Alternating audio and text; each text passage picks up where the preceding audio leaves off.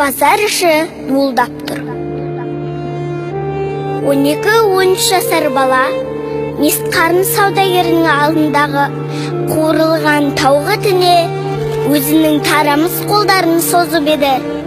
Анау бірден байқап, жеркенішпен итеріп жіберді. Мен құлап жатқан баланың көзінен мынаны оқыдым.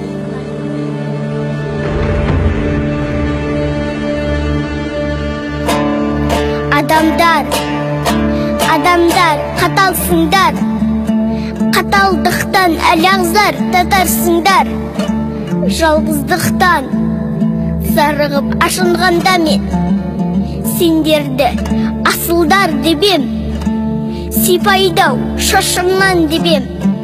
Жоқ, тас екен жүректерінде, шыншылдық деген жоқ екен тілектерінде. Өздерің оны күлгісіп жасырған менен мейірімге сараңсыңдар. Түбі содан жазымда табарсыңдар. Бір жылы көз қарастарыңа зарқадым да, соның ұзақ бақыт қой қамыққан ұлға. О адамдар, сендердің зұлымдықтарың шыдатпай өртеді мені.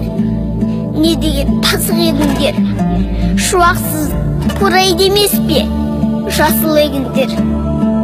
Мейірім аңсап, жүрегім қаңсырап тұрған зұлымдықтармен қамшылап қонған.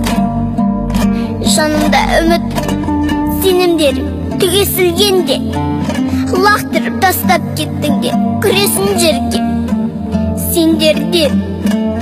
Сендерден байлық сұраман өліп кетсен де, алтындарыңды алмаспын төгіп кетсең де, мейірімге ғана мұқтажбын, білесіңдер ме?